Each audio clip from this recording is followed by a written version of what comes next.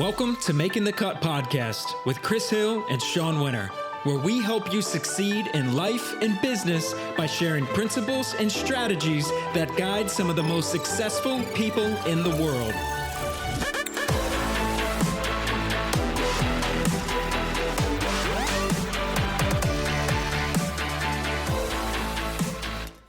Hey everybody, welcome to another episode of the Making the Cut podcast. My name is Chris Hill with my co-host Shawn. Today we have a special guest, Mr. Simon Sinek. But before we jump in, Shawn, how about a little bit of humor? All right, Chris. Well, today our topic is leadership. So I'm going to hit you with this one. A man rings his boss and says, I have to take a day off work because my wife and I are having a baby. Boss says, okay. Next day, man comes into work and his boss asks, was it a boy or a girl? The man says, I don't know. I'll tell you in 9 months. I love it, man. Good stuff. Well, as you said, we're going to talk about leadership today, and Simon Sinek is definitely one of them. He's an unshakable optimist, believes in a bright future and our ability to build it together. He's been described as a visionary thinker with rare intellect. And if you don't know Simon, you might know at least his most popular TED Talk, the number 3 in the world of most viewed, which is Start With Why, How Great Leaders Inspire Everyone to Take Action. From there, he made a book which went on to become a global bestseller. Next, he wrote Leaders Eat Last, Why Some Teams Pull Together and Others Don't. And recently, back in September of 2016, wrote Together is Better, a little book of inspiration. Simon's worked with companies all over the globe, from the military to Fortune 500 companies, and we are so excited to have Simon join us here on the podcast today. And I know he's made an impact on you, Shawn. Absolutely. Simon was one of the first individuals that guided the direction of my life. His golden circle to start with why. I watched the TED Talk and then subsequently bought the book. He is a mentor from afar for me. There was one individual that opened me up to being able to receive information, and that was a book by Don Miguel Ruiz, The 4 Agreements. And then Simon was right there afterwards, where he helped me get in contact with my purpose, and it really changed the direction of my life. And I know you've had a similar situation too, right, Chris? Yeah, absolutely, Shawn. Yeah, similar to you, I listened to the TED Talk, I read the book shortly thereafter. And this was 6-7 years ago, back when he was first starting to take off. And for me, I was at a place where I was not really happy with what I was doing, because it was all about the what am I doing, versus, he really focuses on the golden circle with the why. And, a lot of times we read these books and they are just very, all right, you have to do this, this, this, and this, and then you'll have it all figured out.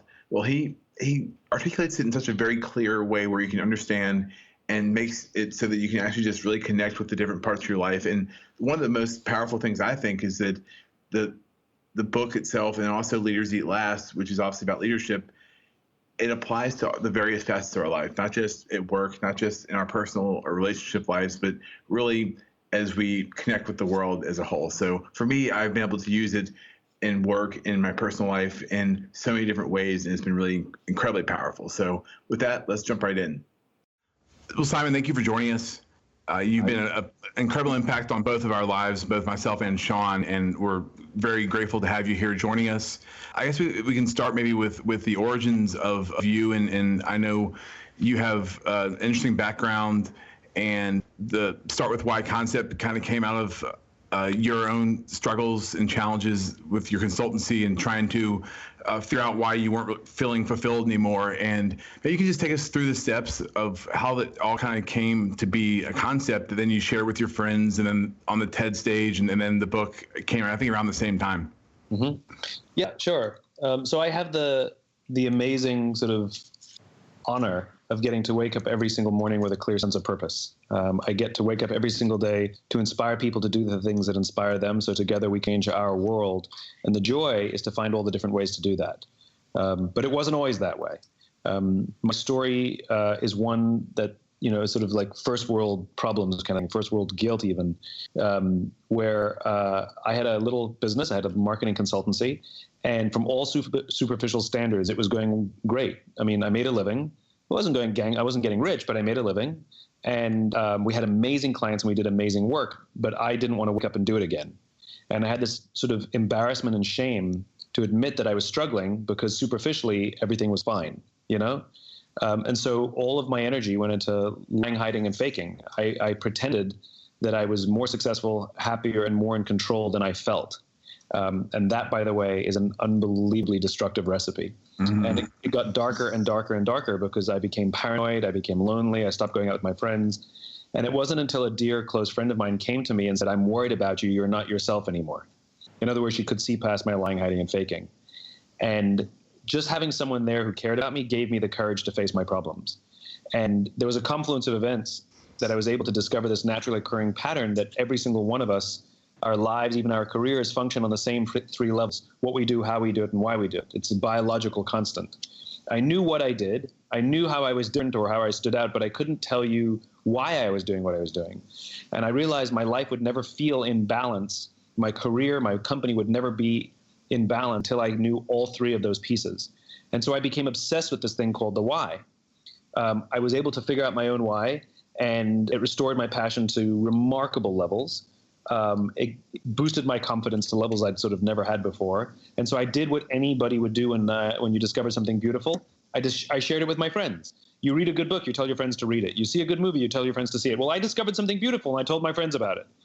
And they started making crazy life changes. And they would invite me to their homes to share it with their friends, and people just kept inviting me and asking me, and I just kept saying yes. The whole thing's been an organic journey. So theoretically, you could have, so say it didn't take off the way it did, like in that astronomical level. If it hadn't, would you still be applying your why to the consultancy and work you're doing before, you think? Yeah, I mean, what we do is academic, right? What we do doesn't Right. matter. What most important is why we do what we do. And there are almost infinite numbers of things we could do to bring our cause to life. So had the message itself not taken on a life of its own, and had I not found myself in this unexpected journey of being the messenger for this message, then I would be applying my cause to whatever I was doing, whether it was that marketing consultancy or something else. Even now I do all kinds of different things. I'm known as a writer or a speaker, but I do all kinds of different things, and my cause comes to life in all of it. So question, could a person be effective still in life, whether they achieve results as a leader or just in their personal life, without knowing their why? Almost like they can live off of short-term victories, receive maybe shots of dopamine, and don't really have that higher level fulfillment when they lay in their deathbed at the end of it all? Look, knowing your why is not a recipe for success. I've never said much. It is a recipe for long-term success and long-term happiness. You can absolutely achieve all kinds of wild success, however you want to define it. The problem is it doesn't last. If it's financial success, there are plenty of people who ignore all my work and they do extremely well in the world. But are they happy? Are they loved? Do they love? How many pills do they have to take in the morning? How many, is there intense joy in the work? And even happiness. I've made this mistake in my own career where I've mistook happiness for joy or fulfillment. We can be happy when we win the client, when we get a big bonus, when we get a promotion, and when we hit the goal. These are moments of happiness, and they're wonderful. The problem is they don't last. Nobody was around with an intense accomplishment for that goal you hit a year and a half ago. It's gone. And so the intense joy that we can have, the intense fulfillment we have from our careers is much bigger than moments of happiness, which are great, and you don't need why for those, and even financial success. But to go through life with an intense gratitude, joy, confidence, calm, all of those things, absolutely need that sense of why. And again, not my opinion, it's just how the brain works. Absolutely makes sense. And I know you said that your why doesn't change. Obviously, the way that you apply that throughout your life is going to change in a number of ways, hopefully. I can tell you for me personally, having a challenge last year, I was doing great work. I had the restaurant, really successful there, and then sold my share, had some other plans that fell through. I found myself on the couch, miserable, not happy with where I was, and I was very disconnected from my why at that point. The only way I was able to get back was through reconnecting with my audience and then building that and recontributing to them how I was before. Are there any sort of tactics or suggestions you give somebody for if they have their why, they're in a good place, but then they hit a stumbling block and have trouble getting back to it? So this is the complicated part of knowing your why, which is our why, which is the thing we give to the world. It's the thing that people value in us most. Our friends find value in us for who we are, right? Well, the rub is the thing that we give to the world is also the thing we need the most. So the energy we aim to give is also the energy we need to take as much as possible to find a balanced life. So as I said, my why is to inspire people to do the things that inspire them. Well, I have to work very hard to make sure that I find people who inspire me, that I can do what inspires me. And if I forget that, it feels imbalanced, you know? So the other big thing is the number of people who are out there who are trying to solve all their own problems themselves. And that's a fool's game. You know, we're just not that strong. We're just not that smart. And truly we are social animals. And if you think that you can live go on this journey called life, or this journey called career, which by the way are unbelievably difficult journeys, filled with rocks and storms along the way and huge setbacks. You know, the times that are going well, don't fool yourself to think that it was all you, you know? And so the big lesson I've learned is I have to admit to myself I don't know all the answers. And if I don't have to pretend I do. I have to get comfortable with admitting weakness and asking for help. And the more comfortable I become with that, the amazing thing is the number of people that are out there willing to help. But I have friends who are like, I want to solve this problem myself first, or I need to do this myself first. I'm like, you're nuts. You know, especially when I'm sitting here saying I will here. I'm here. For you to reject that is only going to make that feeling worse. So I had to learn that the hard way as well, Chris, like you, and I've never looked back.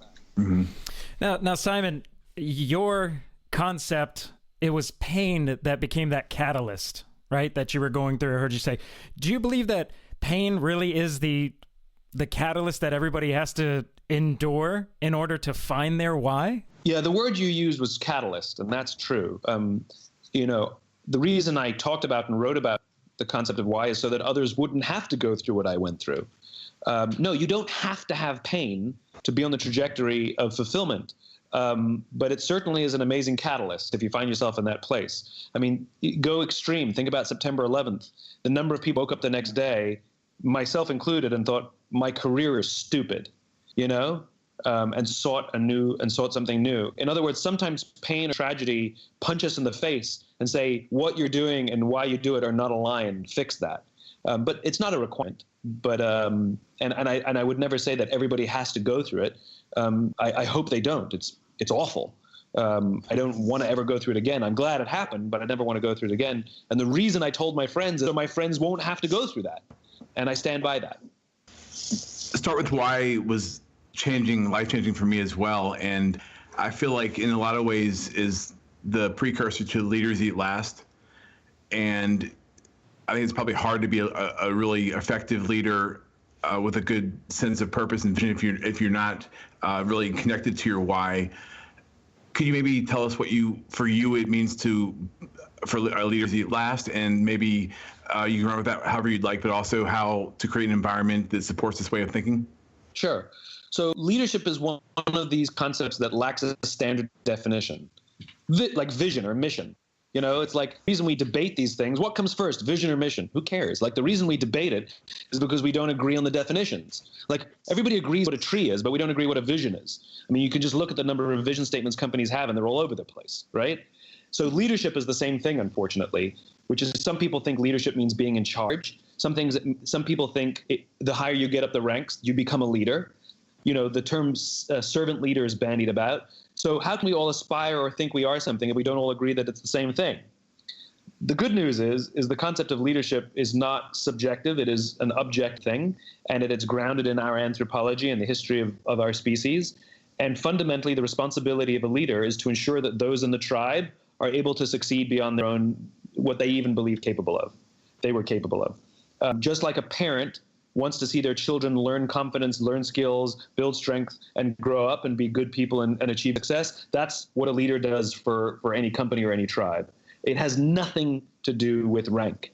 I know many people who sit at the highest levels of organizations who are not leaders. They have authority, and we do as they tell us because they have authority, but we would not follow them, right? And I know so many people at the lower levels of organizations who have no authority, yet they've made the choice to look after the person to the left of them and to look after the person to the right of them, and we would trust them and follow them anywhere. So my own journey to understanding what it means to be a leader is just that. It's been a journey and continues to be one. And my work is semi-autobiographical. Start with Why, as you said, came from a time in my life where I had lost my passion. And the solution that I found, I called it the golden circle. Golden, because it was absolutely magical, you know? But as my career progressed, new problems emerged, which is here I was enjoying some level of success. And all of a sudden, I had a different problem, which is I didn't know who to trust. There were experiences that I had where people pretended to be my friend and acted as my friend, but they were just working me for a deal or something, or they wanted something from me. And it left me feeling hollow. Like, I thought you were my friend, and I felt like such an object, you know? And so I repelled everybody, became really cynical, only wanted to hang out with the friends who I'd known before. But that's not a good way to live either, because then there are good people in the world who you can trust, but if you don't let them in, then there's no advancement. Simultaneously, I was spending tons of time with folks in the military, and I just kept meeting these incredible people who had levels of trust that we just didn't have in the private sector. Here are people who would give their lives for sometimes people they didn't even like, and we in the private sector didn't even like to give up credit for things, let alone our lives. I asked the simple question, where do they come from? Because I wanted to be around people like that, you know, and I wanted more of those people around me. And I thought they were better people. That was my original conclusion. And it was the investigation. I was never intended to write a book. It was literally like Start With Why. I set out to solve a problem that I was suffering. I was struggling to trust people. And the solution that I learned that they're not better people, it's the environment in which they live and work that produce the levels of trust. In other words, they lived in these circles of safety. And the title of Leaders Eat Last came from a conversation I had with a Marine. When I said, what makes Marines so good at what they do? He said, officers eat last. It was Lieutenant General George Flynn at the time, he's now retired, who wrote the foreword to my book. That's where I got the lesson. Is only a chance dinner that I had with my publisher, and he asked me, what are you working on these days? And I told him all this work I was doing with the military just for my own personal lessons, and he said to me, I'll publish that. You know, and so it was never intended to be a book. So all of my work is my journey, and my journey is long and difficult, and sometimes sunny and sometimes cloudy. And as long as I keep struggling, I'll keep writing, I guess. It's so inspiring to hear how it came about, because some individuals may think that they have to have all this strategy, and just hearing how organic it truly was for you, it's very inspiring. Now, to move forward just a little bit, you had an interview that sparked some controversy about millennials, and so something happened. Yeah, and so I'll get right to this question where I think some individuals may have a rub with. So you have a leader in an organization that has taken responsibility, and they do buy into what you're saying, that there is a level of responsibility. We should help them for whatever reasons they are the way they are, societal, whatever it's going to be. However, they find that in their attempts, the quote millennials, or even just employees in general, are not taking personal responsibility in doing their part. So in that moment, right, when you have that point, that friction, how do you advance that relationship at that point? How do you advance everything? So let's be crystal clear that, I've listened to the criticism, and I'm always open to constructive criticism. I consider myself a student of these subjects, and I'm always learning. I don't claim to have answers. I just claim to have a perspective, right? The idea that I cannot label, quote unquote, first of all, I think it's funny that some people get offended that I call a group people of millennials. It's like nobody's offended by the term baby boomer or greatest generation or Gen X. It's just a delineation to help us understand generational constructs. It's not an indictment, nor is it a labeling of a group of people. It's because they were called Gen Y, and sometimes we call them the millennials because they lived through the millennium. That's it. And the idea that they don't have to take personal responsibility for themselves is also not true. Of course they have to take personal responsibility for themselves. We can't fix things for them. The point of the observations I presented was that we have to have empathy for the world in which they grew up, which absolutely affects how they view the world. Like our grandparents who grew up through the Great Depression tend to be really miserly and refuse to throw anything away. And it's not because they're crazy. It's because they grew up during the Depression. It had an impact, right? That's the point. It's like each generation goes through whatever the events of that time were, and it has an impact at a generational level. Does it affect everyone? Of course not. But does it have an impact amongst a lot of people? It does. Baby boomers tend to be very mistrustful of authority figures. Well, that's because they grew up during the Vietnam War and Richard Nixon. And so the point is just for us to have empathy for the things that were going on during this period of time that absolutely affects the personalities of people in their formative years, right? Of course. So we can make some generalizations because some of it is true. So both have to take responsibility. As leaders in organizations, we have to have empathy for how they grew up, and we have to create environments in which they feel understood and they can thrive. But at the end of the day, of course, they have to take responsibility. But just screaming and yelling, you have to take responsibility for yourself doesn't help either. Whether we like it or not, every generation has a place in our companies. We have boomers, we have Gen X, and we have millennials in our workforce right now. They all respond a little bit differently to certain incentives or certain messages. And it's our responsibility to create an environment in which all can thrive.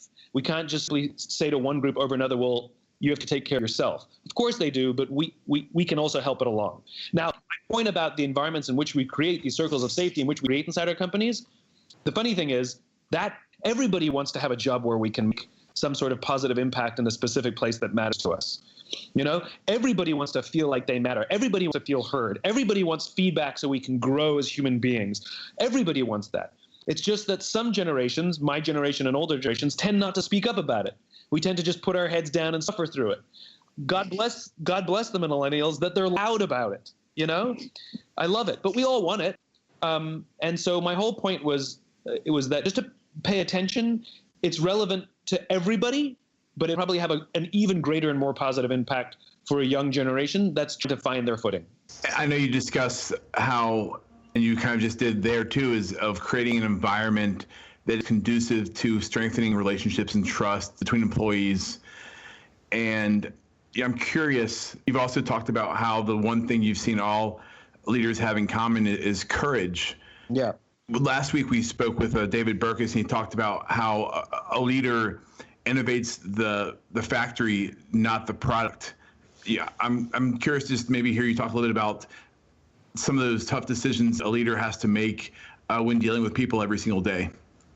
So a tough decision is not, okay, we're going to have to lay off 10% of our workforce to make our arbitrary projections, or to maintain profitability. We'll make less money, but we'd like to make more money. So I'm going to have to make that tough decision.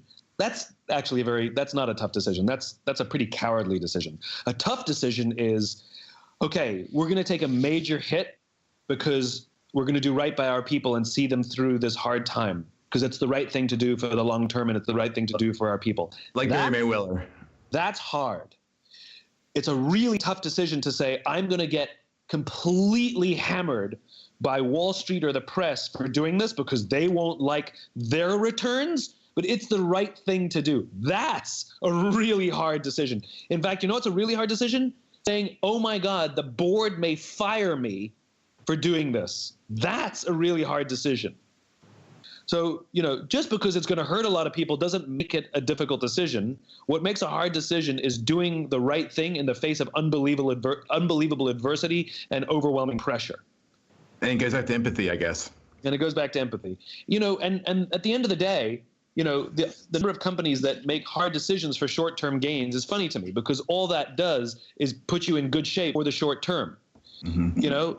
I love meeting companies where I'm like, what's your priority? They're like, oh, we're building a culture of innovation, and yet they've had layoffs, for the past 3 years every single year. I'm like, how's that innovation working out for you? Because you do realize that innovation requires experimentation. Experimentation requires failure. And if you're going to put people on a short list for layoffs every single year, who's exactly going to take a risk to try something new? Yeah, that's what I thought, So people tend to keep their head down and stay under the radar if that's the culture of the company. So the funny thing is like, is like everybody knows this. It's like I'm saying something magical that nobody's ever heard before. It's like everybody knows this to be true, and yet people don't do it. That's why I talk about the importance of courage. And I'm curious your thoughts on this. In my circle, in my professional career, I've noticed a lot of companies, and even I've done this as I've run departments, they focus on building up their employees. So they try to instill leadership qualities into the employees. So the path is, I'm going to take you from entry level to the highest level. As society, I feel like we don't teach people how to be good followers. Yeah. To begin with, that's almost a default. And I feel like some individuals don't want to necessarily be leaders. And I feel that kind of creates a little bit of incongruent thoughts or feelings if they're almost being forced into leadership. What are your thoughts on that? You know, it's such a good point and an underappreciated one. I agree with you. And there's an irony to it, which is the best leaders tend to be the best followers. The best leaders I know tend to see themselves in service to some higher purpose or cause, and they see themselves subordinate to the greater good. So if you just go down the ranks a few, the best leaders, even in the middle ranks, tend to see themselves in service to that leader who they believe is inspired by some higher purpose or cause. So good leadership is, ironically, the practice of good fellowship. You learn to put the short-term interest that you may have for the long-term interests of the whole, of the tribe, of the company, and you tend to be a good steward and a member of the family, a team player, a good teammate. You know, you're happy to take the assist for somebody else to get the goal, right? And some of the best leaders in our organizations are mid-ranking people who are always taking the assist and take great joy in the success of those around them. So the irony is the practice of good leadership is actually the practice of good fellowship.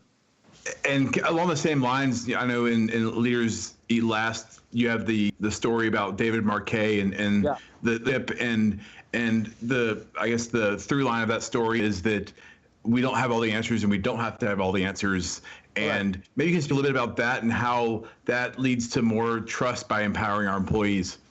So the more senior we get, the less connected we are to the front lines. You know, talking to a CEO, even of a small size, a middle-sized company, and they tell me their number one priority is the customer. I'm like, you don't even know what your customers are saying or doing because you don't answer customer emails. Like, you don't talk to customers and you don't sell to customers.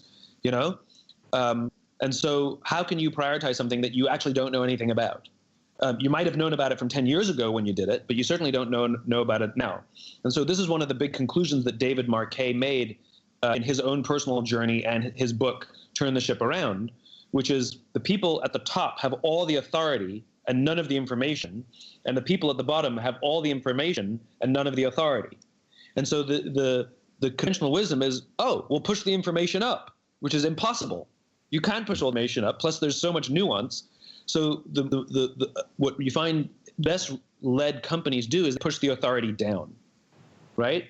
So the companies that we admire for customer service, like say Southwest Airlines, as a matter of policy, don't expect their employees to ask permission up the ranks, what should I do? They empower their employees to do whatever is required to do the right thing, you know? And we don't trust our people to follow the rules. We trust our people to know when to break the rules. The rules are there for normal discourse, and they work perfectly well for the everyday run of organizations, but they can't deal with things that aren't in the rule book, and so we empower our people and trust that they're making the right decision. That's what David Kay's conclusion was, and so the more we give here's a great example, right? It's always funny to me how when I speak at a conference in the breaks, all these executives, the first thing they do is they get up and get on their phones. Well, there's no quicker way to disempower your team than to feel the need to reply to every email. I think it should be blue, you know? It's like, as opposed to saying to your team, hey guys, I'm going to an offsite. I'm going to be away for 2 days. I will not be checking email. If it's an absolute emergency, I trust you, deal with it.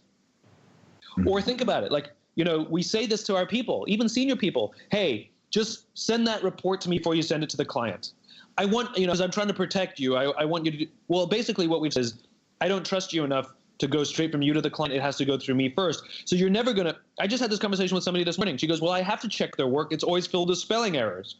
I'm like, have you ever considered that it's filled with spelling errors? It's because you keep fixing the spelling? What have you said to them? Don't send it to me before you send it to the client. I'm sure and expect it will be perfect before it goes out. Go ahead, it's on you. And if it goes out with spelling errors, you don't go, oh, I should have done it myself. You say, hey, I noticed all these spelling errors. Do it again next time. You're going to have fix it. Make sure it goes out. Make sure the quality is even better next time. It's on you. Like if we give away authority, what we get is higher quality work because people tend to rise to the occasion. When we keep doing their work for them, guess what? They don't bother doing their best work because you're just going to change it anyway. Yep. I can tell you personally, for me, from Atlanta, I go home for the holidays and I was so scared to leave my restaurant because at the end of the day, it comes back on me. And I finally was able to go home and leave for a few days and not have to worry about work. And you know what? Everything ended up being fine. It didn't run to the ground, right? Exactly. Oh my God, look what they're doing. Oh. So liberating. No, you make a very good point. Listen, I'm guilty with it as well with the cell phones, the cell phone usage. I mean, I've seen your talks about that. I agree with it 100%. But I just want your thoughts on this phenomenon that I've noticed too. So to put some context to it, you said that individuals that are using cell phones, you get this shot of dopamine and it becomes it almost as though it creates a different behavioral pattern in the way that individuals will act. You don't strengthen relationships that way. Now, I've seen on social media individuals be very nasty, very, very nasty. And I've never been in a place with 200-300 people where I've heard as much nasty responses than when I've watched a feed on Facebook of 200 to 300 people. So it's almost as though people in the privacy of their home, they've got they're so bold to be able to spit whatever it is, hate, or they act uncharacteristic. And I feel like that is starting to change people's behaviors, that we're going to start seeing more outbursts of potential violence because it's almost like it's priming them. They get further and further down the rabbit hole. What do you think about any of that? I mean, I don't know if it's due to the same things that I talk about, but maybe. But it's there are natural checks and balances in life. Our fear of humiliation, or just time to take a breath. So to your point, like I've never been attacked on a stage when people are in the audience the same way. And the reason is because people don't want to be shamed or don't want to be embarrassed for it. So they keep it to themselves, or it's inappropriate timing that they get angry. But by the time you get to the point where it's constructive to say something, maybe you took a breath and you're like, it's okay. So I think there are natural checks and balances, like something happens, and you just have a natural period of time to calm down. So I'm not opposed to reacting, but I am opposed to hitting send immediately at the reaction. So go ahead, write that angry email, furious. Go ahead and write that angry post, that angry tweet. Do it. Just don't hit send. Wait an hour, and then go and reread it and say, is that what I wanted to say? And 99 times out of 100, the answer is not really, But we can, and then it's an echo chamber, right? One person gets angry, somebody else gets angry back, and we're not actually having a discourse. We're talking at each other because there's no reaction except sort of the way we choose to hear things. There's no tone of voice. There's looking someone in the eye. All those social checks and balances are gone, and so we all act like impetuous children where we aren't yet aware of social discourse. If you tie that into the workplace, I feel like if we were to properly handle conflict in a way where we're respectful and treat each other with empathy, and it can actually advance the relationship. Yeah, well, gossip is one of the most destructive things at a company, and basically what we're talking about on what happens online, basically the same thing as gossip. It's reactive. It's mean-spirited, it's jealous, it's all these things. And I know some of the best organizations I know, to them, what they some people call it, they call it hidden speak, because you can't, if you see like all the senior people sit around in a meeting and be like, that guy's an idiot, we would never, like, but nobody ever tells him. He goes through the day thinking everything is fine, right? That's called hidden speak, where we would say something about somebody behind their back, but we never say it to their face, or gossip, and those things are fireable offense. Where if you walk around the company talking smack, they'll give you a warning. And if it continues, they will dismiss you because it is so destructive to the culture. Destroying someone's reputation behind their back or not giving the benefit of feedback, even if they need to hear difficult feedback, is a fireable offense. So online, what are you supposed to do, right? It's the same thing that brings down organizations. There's no checks and balances online. Mm-hmm. Well, I know we just have a few minutes left here, and we haven't touched on Together's Better yet, but maybe we can circle around here at the very end on that. I would like to, I know you're working on another book to be released later this year, the practical guide to you and your team finding your why. Is that right? That's on the website? There's a couple of books coming out. Find Your Why is coming out later this year, scheduled to come out later this year. And it is just that. It's a practical guide. You know, one of the biggest complaints lodged at me about Start With Why is, oh my God, buy into it, but you never tell us how. Mm-hmm. And when I wrote it, remember, I wrote it 8 years ago. Yeah. Like I was just making the case for the existence of this thing called Why. And I was writing all this practical stuff in it, and I realized it diluted the book. So I just took it out. But now the fact of it's become more accepted. So now is the time to answer all those questions. So I'm really looking forward to that. And then I'm writing another book based on game theory, which is I'm writing right now. So that's not going to count for a year or so. So it's a busy time of writing, that's for sure. And we can find those both in the Help Others section. I wish. How do we start that movement, Simon? You know, we have to build our companies and live our lives that way. What you're referring to is I regularly make this comment that we have an entire section in our bookshop called Self-Help, and we don't have a section in our bookshop called Help Others. And the reality is we are at our natural best when we take care of each other. When we feel that someone has acts, we're more willing to take risks and be innovative. You know, a trapeze artist would never try some brand new death-defying act if they didn't have a net. They would want to have a net there before they did something new. Well, people are the same. If we know that someone's got our backs, that a leader cares about our own personal growth and will offer us top cover if we need it, we'll totally do crazy, amazing tricks. We'll do crazy, amazing things. We'll try big ideas. But if we don't feel that support, we're just going to do the safe tricks every day, you know? So the Help Others movement is literally we need an entire compendium of books, of TED Talks. We need an entire compendium of internal training inside companies where we learn to take care of each other.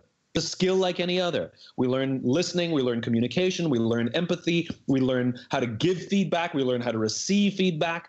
We learn how to review our peers. We learn how to catch people doing things right rather than catching them doing things wrong. We learn to celebrate the successes of others and find joy in the success of others. These are all the skills that we need to learn to develop this industry called Help Others. I'm on board. I'll be picketing in front of Barnes and Nobles for you. I've got the Simon approval. Chris, we'll let you close it down. Together is Better is your most recent book that came out in the fall, maybe was it September, October? It isn't the traditional book like your first two, even though all three were New York Times bestsellers. Maybe having the first two as New York Times bestsellers allows you a little more leadway with the third one? The irony is that Start With Why is not a New York Times bestseller. Oh, it's not? Wow. No, which is funny, but it's fine. You know, I'm not like, I never do it for the... Right. I like whatever with the ranking. You know? I saw global bestseller and I thought that was maybe a step above.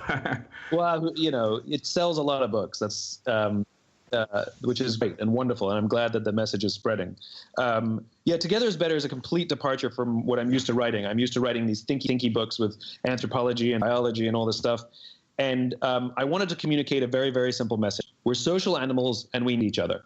And so what's the easiest way to communicate a really important moral story? Well, I took my cues from children's books. I have a niece and nephew, and was always, when I read books with them, they have like beautiful illustrations, beautiful stories, and a beautiful moral at the end.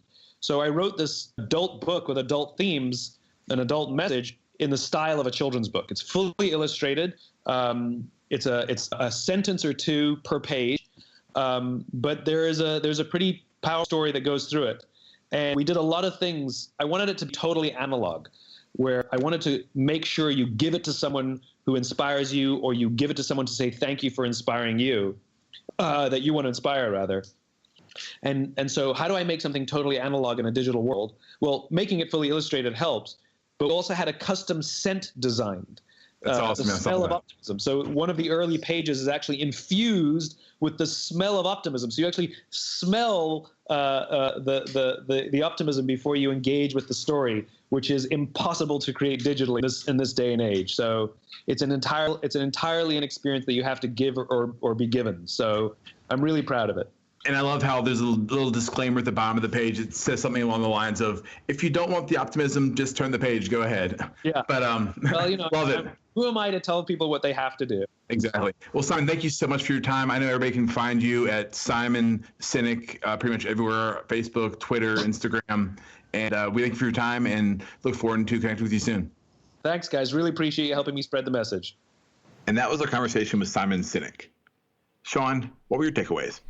For me, Chris, it was the topic of leaders are good followers. Because one thing that I believe is that we don't teach people how to be good followers to begin with. We're focused a lot on leadership, what it takes to rise to the highest level. But we assume that by default, people are already good followers. So that was always a rub with me, whether it's going to be in personal development, professional development. And I love what he said as it relates to that, which is the best leaders are good followers and they serve other people. So I love that. And the last thing was what we talked about in relation to the help others section. I think I'll be one of the first ones to picket in front of Barnes and Nobles for a section like that, because the self-help is great and people need to take personal responsibility. But at the same time, there's nothing that really guides and directs people to specifically help others. It's just something that organically happens sometimes. So I love that whole movement. What about you, Chris? What are your takeaways? Well, just to touch back on what you were just saying, and also by helping others, we also by nature help ourselves. We become better individuals because of it. But aside from that, one of the things that I love hearing him talk about is just the courage that it takes to be a true leader, somebody that stands up for what's right when it's not necessarily the easy thing to do. And I love how he's talked about the easy thing to do is not to lay off employees to make the numbers work, but it's to look at the situation and sort through the challenges and the obstacles and the difficult conversations you might have to have. But at the end of the day, it's doing the right thing and having your employees back, knowing that, hey guys, I'm here for you. And as a result, they're there for you and they'll go to battle for you. They'll give you their blood, sweat, and tears. And so, for me, I've just been able to apply a lot of that to my own personal life, professional life, and it's been fun to see his journey. And I'm looking forward to the next books that he has coming up in the pipeline. So we'd love for you guys to tell us what you think. Leave us a comment on the website, www.chrishillonline.com/podcast. You can find the Simon Sinek episode right there. Leave a comment there or on social media. You can tag Simon at Simon Sinek pretty much everywhere where you can find social media. And we'd love for you to subscribe to us, maybe leave us a review on iTunes or Stitcher or wherever else you might listen to your podcast. Or pick at us and try and get us banned. Just do something, right? One or the other. Love us, hate us, just take action. That's right. So with that, we thank you, everyone. You can spend your time listening to a lot of folks. If you spent your time with us, we greatly appreciate it. Like Chris said, leave a review, send us a note, give us questions that you want us to ask some of these individuals. And with that, we'll leave you with a quote of the day. Take it away, Chris. So this one's from Simon Sinek himself. If you hire people just because they can do a job, they'll work for your money. But if you hire people who believe what you believe, they'll work for you with their blood and sweat and tears. And with that, we're signing off.